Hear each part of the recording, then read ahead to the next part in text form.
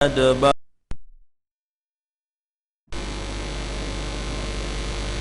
فحشر فنادى فقال أنا ربكم الأعلى فأخذه الله نكال الآخرة والأولى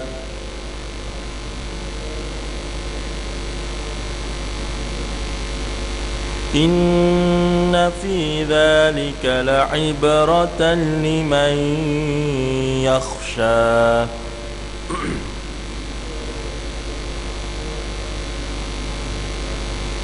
صدق الله العظيم. Yang bermaksud ayat ke-18, dan katakanlah kepada Firaun, adakah kamu mahu membersihkan diri daripada kesesatan? Ayat ke-19, dan kamu aku pimpin ke jalan Tuhanmu agar kamu takut kepadanya. Ayat ke-20, lalu Musa AS memperlihat kepada Firaun mukjizat yang besar. Ayat ke-21, tetapi Firaun mendustakan dan menderhaka. Ayat ke-22, kemudian Firaun berpaling lalu berusaha menentang Musa AS. Ayat ke-23, maka Firaun mengumpulkan menteri-menterinya lalu bersuruh memanggil kaumnya. Ayat ke-24, lalu Firaun berkata, akulah Tuhanmu yang paling tinggi. Ayat ke-25, maka Allah menyiksa Firaun dengan azab di akhirat dan azab di dunia. Ayat ke-26, sesungguhnya dalam apa yang menimpa Firaun tersebut terdapat pengajaran kepada atau bagi orang yang takut kepada Tuhannya. Sadaqallahul Aliyyul Azim. Maha benar firman Allah Subhanahu Wa Taala. Bahagian kedua daripada surah An-Nazi'at, iaitu pengajaran daripada kisah Musa AS dengan Firaun alaihi la'natullah. Kalau kita tengok kepada bahagian kedua ini, sekadar kita flashback seketika, kaitannya dengan bahagian pertama. Bila kita baca daripada ayat pertama sehingga ayat ke-26, kemudian kita tengok tafsirannya daripada ayat pertama sehingga ayat ke-26, macam tak ada apa yang disebut sebagai connection atau apa yang dikatakan sebagai hubungan, ya, daripada bahagian pertama ke bahagian kedua. Tak ada hubungan. Cerita mula-mula tentang malaikat, kemudian cerita tentang kekuasaan Allah SWT, tiba-tiba bawa masuk cerita tentang Firaun alaihi laknatullah dengan Musa AS. Apa cerita? Maksudnya ialah bahagian pertama. Kalau kita buka kitab tafsir sebagaimana yang kita rujuk ini, kata Fadilatul Syekh Dr. Wahbat Zuhaili, antara kitab masyhur beliau yang lain ialah Fiqhul Islam wa Adilatuh, ya, menyebut bahawa kaitannya, kalau kita tengok dari segi bahasa macam tak masuk, tetapi bila kita tengok dari segi konsep, bahagian pertama ialah konsep, bahagian kedua ialah case study. Cerita bahagian kedua ni untuk membuktikan bahagian pertama yang dikatakan sebagai teori praktikal ialah pada bahagian kedua, ya, itu hubungan, ya. Baik, kemudian kita masuk seketika dalam lebih kurang 4 ayat tempoh hari, dan kita berhenti pada ayat ke-18, ya, perbualan atau dialog yang berlaku antara Nabi Musa AS dengan Firaun. Dan pada malam ini yang disebutkan tadi, sepatut kita bermula dari ayat ke-19, tapi untuk mewujudkan keseragaman, oleh sebab dialog tersebut bermula daripada apa nama ni, ayat ke-18, atau lebih tepatnya ayat ke-17, idhab ila fir'auna innahu tagha, ya. Juga disebut dalam surah Taha, idhab ila fir'auna innahu tagha qala rabbi shrah li sadri wa yassir li amri wahlul 'uqdatam min lisani yafqahu qawli. Ini doa yang mana dibacakan oleh Nabi Musa AS, yang kita sampai hari ini kita baca doa tersebut bila kita nak bercakap, bila kita nak berpidato, bila kita nak berceramah, bila kita nak berwacana, bila kita nak melakukan komunikasi dengan orang, supaya segala butir percakapan kita ni boleh difahami. Qala rabbi shrah li sadri, ya, wa yassir li amri. wahlul 'uqdatam min lisani yafqahu qawli. Rabbi shrah li sadri. Mula-mula kita minta doa ni pernah disebut oleh Nabi Musa alaihissalam hari itu bila nak berjumpa dengan Firaun. Pasal kawan ni bukan orang sebarangan, tapi kita kata orang yang paling berkuasa di Mesir pada waktu dan ketika itu. Jadi mula-mula Rabbi shrah li sadri, maknanya apa dia? Minta tolong lapangkan dada kita ni, lapang dari segi apa dia, supaya bila kita nak pergi ke sana, nak cakap kepada orang, dilapangkan dada kita. Maksudnya adalah supaya tak ada kepentingan dunia. Qala rabbi shrah li sadri, tak ada kepentingan dunia, dan apa yang ada hanyalah input daripada Al-Quran dan As-Sunnah, daripada Islam. Qala rabbi shrah li sadri, supaya bila kita bercakap ni tak ada komisen. Pendek katanya begitu. Ya, qala rabbi shrah li sadri, lapangkanlah dadaku ya Allah. Ya, doa ni kita baca sampai hari ini. Qala rabbi shrah li sadri wa yassir li amri, dan minta tolong ya Allah, permudahkanlah urusanku. Ya, maknanya buka jalan ni supaya segala medium of communication, medium komunikasi kita yang sekarang ni lebih meluas, bukan setakat kita bercakap dengan mulut. Ya, kita nak WhatsApp, kita nak Telegram, kita nak update status apa semua, minta tolong wa yassir li amri, permudah. Ya, wa yassir li amri wahlul 'uqdatam min lisani, dan buangkanlah simpulan-simpulan daripada lidah aku. Ya, supaya gagak-gagak ni tak ada. Ya, nampak confidence macam. Ya, jadi wahlul 'uqdatam min lisani yafqahu qawli, hujung sekali supaya ada hasil atau kesan daripada lapangnya dadaku ini. Tak ada kepentingan dunia, yang pentingnya ialah kepentingan akhirat, yang penting ialah kepentingan Islam. Kemudiannya qala rabbi shrah li sadri wa yassir li amri, minta dipermudah segala urusan aku ni, tidak disusahkan, dan tidak dipayahkan. Bagaimana nak slot in, nak masuk ni, nak cakap apa semua sekali, cakap ke forum, ke debat, ke khutbah, ke tazkirah Jumaat, ke kuliah maghrib, sama ya. Ya, wahlul 'uqdatam min lisani, minta tolong buang simpulan-simpulan daripada lidah aku ini, yafqahu qawli, hujung sekali supaya mereka boleh faham apa yang aku nak cerita ni sebenarnya begini. Ya, itu doa Nabi Musa alaihissalam yang kita sampai ke hari ini pun kita tiru doa ini. Ya, dan ini antara sebab dan musabab mengapa antara sebab dan musabab kisah Nabi Musa alaihissalam dibawa masuk ya ke dalam Al-Quran. Ya, antaranya adalah untuk menjadi pengajaran dan ikutan ya kepada sampai kepada kita umat Nabi sallallahu alaihi wasallam. Idhhab ila fir'auna innahu tagha. Dalam surah Taha kita sebut tadi, qala rabbi shrah li sadri ila akhir. Dalam surah An-Nazi'at, idhhab ila fir'auna innahu tagha. Ayat ke-18 Allah Subhanahu wa taala sebut halaka ila anta zakka, yang kita sebut tempoh hari sebelum kita berakhir pada bulan lepas. Faqul halaka ila anta zakka, faqul, ya, maka qul ni fi'lul amri, satu perintah daripada Allah Subhanahu wa taala. Satu perintah ni perintah untuk berkata kepada Firaun, halaka ila anta zakka. Halaka ila anta zakka ni satu kita kata sebagai apa nama ni, uslub dakwah, satu cara dakwah, satu cara cakap dengan orang, bukan kerja atau terekam mula-mula. Tidak, ini disebut sebagai hikmah. Hikmah ni wad'u syai' fi mawdi'ih, meletakkan sesuatu pada tempatnya.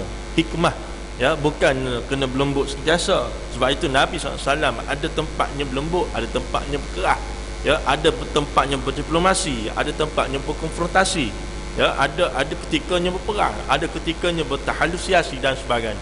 Baik, maka faqul halaka ila anta zakka ni mula-mula sekali uslub dakwah kita orang Islam. Bila kita sebut dakwah ni tuan-tuan dan puan-puan sekalian, dari segi bahasa da'ayatu, dari segi bahasa atau dari segi semangat bahasa perkataan dakwah tu ialah bila kita bercakap dengan orang bukan Islam.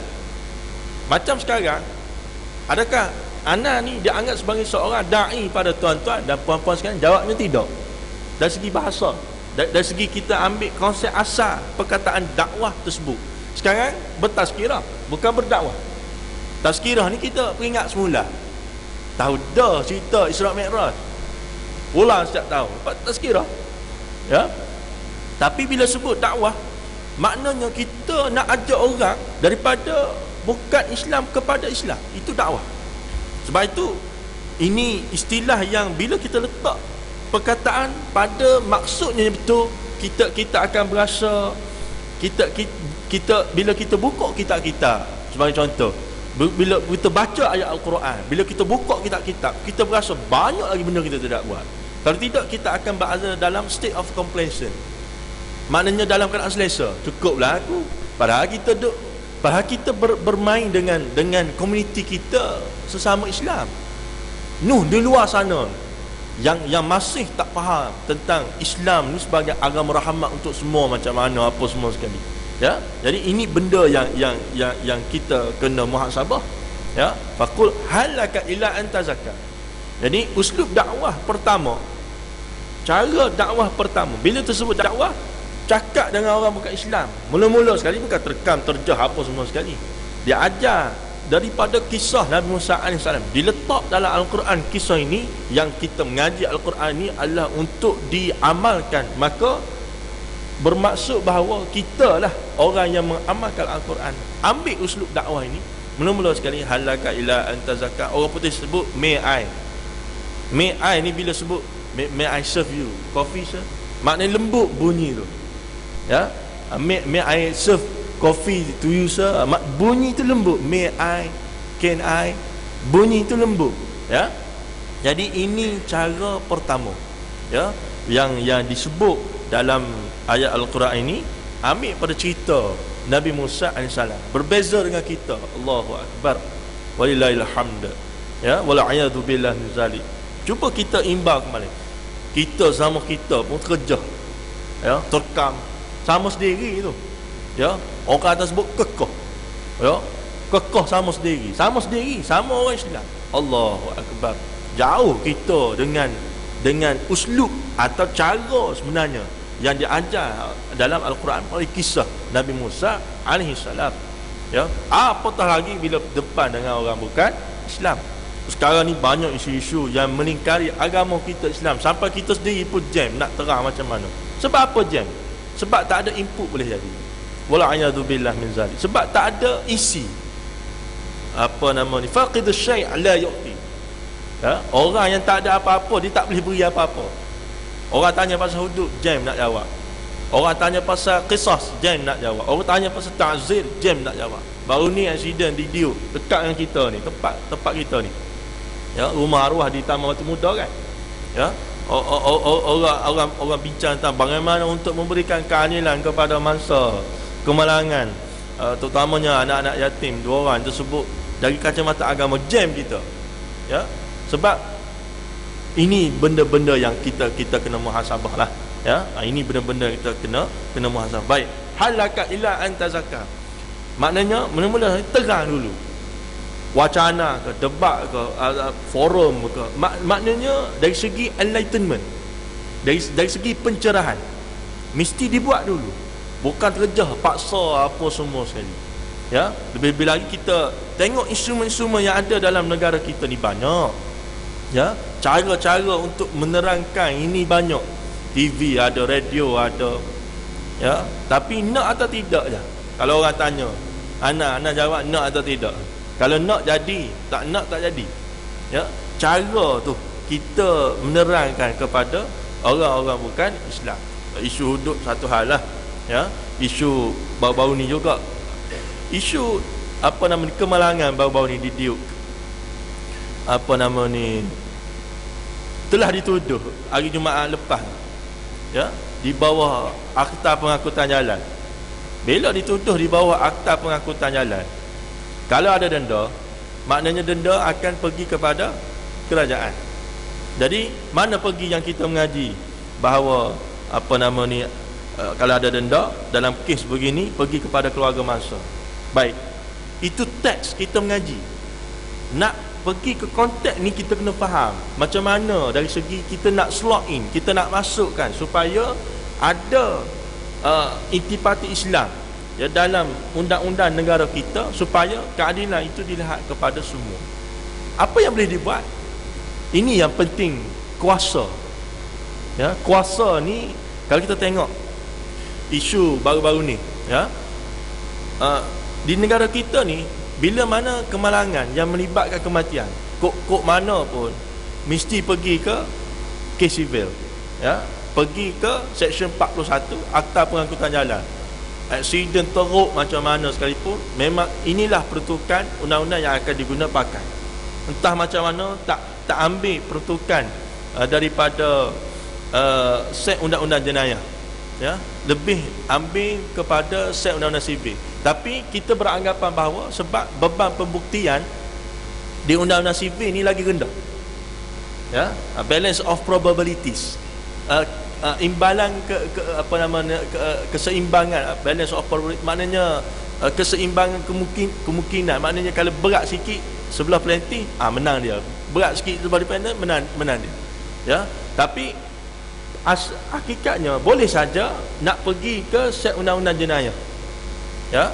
Contohnya dalam kanun kesiasaan, bubuhlah didakwa di bawah section 302 sebagai contoh, kes bunuh lah, ya, bunuh sengaja, bunuh tak sengaja, adalah semua dalam tu. Dan dalam kanun kesiasaan yang merupakan set undang-undang jenayah, ada satu lagi set undang-undang jenayah yang dinamakan sebagai kanun prosedur jenayah. Dan dalam kanun prosedur jenayah ni, di sini sudah ada denda dibayar kepada keluarga mangsa, sudah ada. Tak timbul isu kita tak ada, ada. Sebab tu kita tengok macam mana kita nak adjust. Tapi kita beranggapan bahawa kenapa lebih suka diambil set undang-undang sivil, sebab nak buktikan tu senang, balance of probabilities. Kalau ambil set undang-undang jenayah susah nak buktikan, sebab beyond reasonable doubt, kena buktikan melampaui keraguan munasabah, ya. Bila nak buktikan melampaui keraguan munasabah ni susah ni, ya. Lebih bila kita dengar banyak versi bila mana kemalangan tersebut berlaku, ada kata macam tu, ada kata macam. Jadi kena buktikan beyond reasonable doubt bila ambil set undang-undang jenayah. Kuasa ini, kuasa siapa? Ya, kalau ambil kepada set undang-undang jenayah, ialah kuasa kepada timbalan pendakwa raya, ya, sebagaimana yang disebut dalam artikel 145/3 Perlembagaan Persekutuan, kuasa untuk mendakwa, ya. Tapi boleh jadi kita beranggapan, ya, bahawa sebab beban pembuktian lebih senang di sivil, maka dia ambil sivil berbanding dengan diambil jenayah. Hakikatnya sudah ada di sivil, memang tak ada. Kalau denda pergi ke kerajaan, ini yang kena ubah ni, ya. Kalau nak kekalnya tu boleh, tapi ubah denda, bukan pergi ke kerajaan, pergi ke keluarga mangsa. Yang ini yang kira berapa pengiraan ni, berapa pengiraan ni, yang ni yang bila kita kira baik dalam lebih kurang 1.2 juta, 3 nyawa kan, dan lebih kurang lah 1.2 juta, ya. Baik, itu di sivil. Di jenayah ada dah, tapi sebab masalah terikat atau payahnya sebab beban pembuktian ni melampaui keraguan munasabah. Jadi sebenarnya kalau nak stay set undang-undang jenayah begitu, silakan, tak ada masalah. Ubah yang ini. Nak ubah macam mana? Kuasa politik. Sebab itu kuasa penting. Sebab tu bila kita mengaji Islam ni, mengaji dalam kelas maghrib ni, bukan setakat ibadat aja penting. Ibadat, muamalah, siasah, apa semua ni penting semua ni. Dia nak ubah macam mana? Akta ni cukup dengan simple majority. Kalau ada siapa yang baik, siapa yang baik dengan mereka yang berkuasa, those who is in power, siapa? Kerajaan pusat. Siapa yang baik, tolong bisik sikit, ubah, ya, bawa ke parlimen atau Dewan Rakyat. Menteri lah kena bawa, ya, menteri lah yang kena bawa. Sebab apa menteri? Sebab mereka yang berkuasa, ya, yang mempunyai majoriti di parlimen, dan mereka yang memiliki kuasa di pusat, ya. Dan akta ni bawah bidang kuasa pusat, tidak bawah bidang kuasa sesiapa pun daripada seorang ahli parlimen yang tak ada apa-apa pun di pusat. sekadar bertaraf sebagai contoh ketua sebuah parti, tak ada pemberat, weightage-nya tak ada. Jadi menteri kena bawa. Siapa baik dengan menteri kena bisi ubah ini. Baru adil pada keluarga masa. Ya, ini kita kena bagi tahu ni. Ya, maknanya nak masuk intipati undang-undang Islam, ya, dalam set undang-undang sekarang ni jalannya sudah ada. Ya, jadi nak ubah ni simple majority, sebab kita bukan nak ubah perlembagaan persekutuan kan. Negara kita ni perlembagaan persekutuan lah yang paling tinggi. Nak ubah ni kena 2/3 daripada mereka yang berada di parlimen. Jumlah sekarang ni 222 orang. Ya, kalau seri macam mana undi sekali lagi, seri macam mana undi sekali lagi, seri macam mana undi sekali lagi. Sebab itu anak berada pada premis hakikatnya di Dewan Rakyat ni atau di parlimen ni kena ada nombor ganjil. Bila ada nombor ganjil senang nak undi. Tak ada dah seri. Kalau seri ni kena undi sekali lagi, seri undi sekali lagi, seri undi sekali lagi. Jadi macam mana nak buat? Sepada sebuda pilihan raya, kawasan pilihan raya ke apa semua sekali itulah. Tapi nak sebut, bila sebut akta boleh diubah melalui simple majority. Jadi cara 222 bagi 2 111 orang. Ya, jadi nak dapat simple majority macam mana? Table pindaan masukkan bahawa denda ni tak pergi ke kerajaan, pergi pada keluarga masa. Ya, denda tu sekian lah jumlahnya. Jadi 113 kena undi for apa nama ni, 111 kena kalau 111 undi against pun tak ada masalah. Boleh berlaku perubahan. Baik, tapi tidak bermaksud bahawa kena 113. Betul kan nak kira ni? 222 bagi 2 111. Majoriti 113 lah. Ya, minoriti 111. Habis gini dah kita. Tak apalah. Cuma nak sebut bahawa tak semestinya 113. Mereka yang hadir pada waktu dan ketika itu cukup lah. Contohnya 80 orang hadir, yang lain sakit perut, sakit kepala, cirit berik, kenduri kahwin satu lagi. Contoh tak sebut siapa lah. Ya, contoh lah. Ya. Nak kata 80 orang sebab biasa memang tak lengkap lah kehadiran di parlimen. Ni nak sebut penting undi. Ya, nak sebut. Ya, baik. Bila 80 orang bahagi 2, 40 dengan 40. Ada cadangan pindaan akta kita sebut tadi, Seksyen 41 akta mengangkutan jalan, maka 80 orang saja ada. Tak apa. Menjadi asalkan ada majoriti daripada 80 orang. Simple majority. Ya, simple majority maknanya kalau 40 berapa? 40 orang, 41 for 39 again. Menang? Bukan menang, maknanya ubahlah apa nama ni peruntukan tersebut. Sekarang ni Allahu Akbar. Nak buat macam mana? Ya, kita bila berlaku kejadian ini kita bersebutlah ya, dari segi Islam ini dan segi ini, tapi kita tak boleh nak buat apa-apa juga. Ya, ni nak sebut bahawa Islam ni sampai ke tahap tu kuasa sangat penting. Ya. Tapi alhamdulillah ana dapat maklumat bahawa daripada wakil Familia Malvi Club, FMC Familia Malvi Club.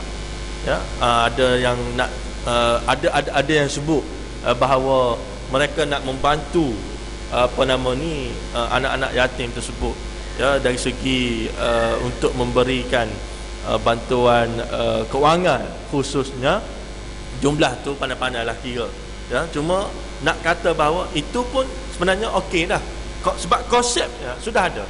Dia undang-undang bila ada ni untuk memudahkan.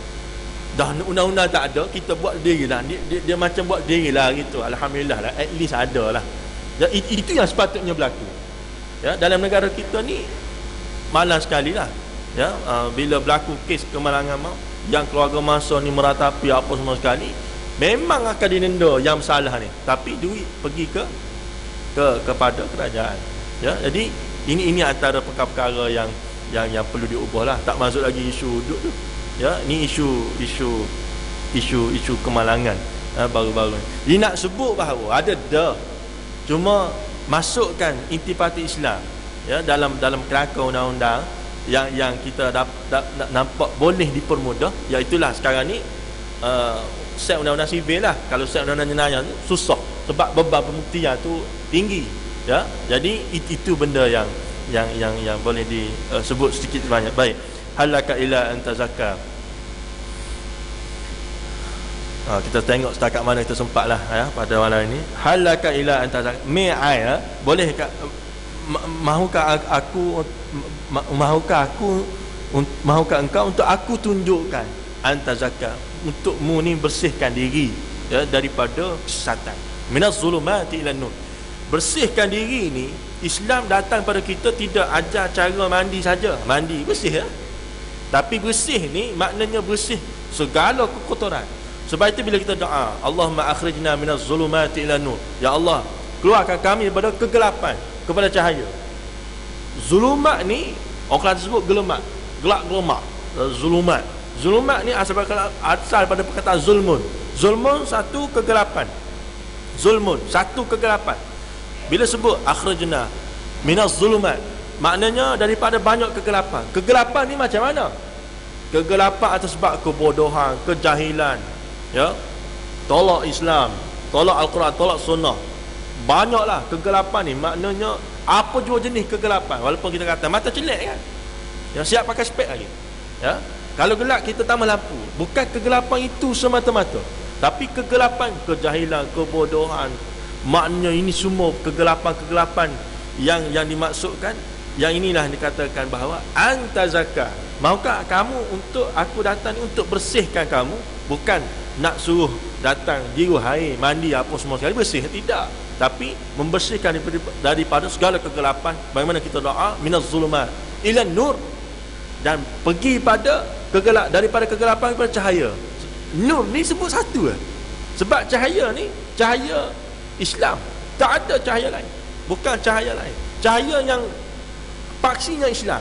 Maka daripada cahaya paksinya Islam tu, politik cara Islam, ekonomi cara Islam, jenayah cara Islam, sosial cara Islam, negeri cara Islam, negara cara Islam.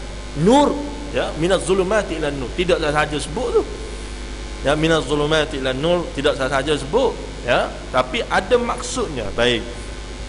Wa ahdiyaka ila rabbika fatakhsha, wa ahdiyaka ila rabbika fatakhsha, dan aku bawa kamu, wahai Firaun, kata Nabi Musa AS, ila rabbika fatakhsha, kepada Tuhanmu.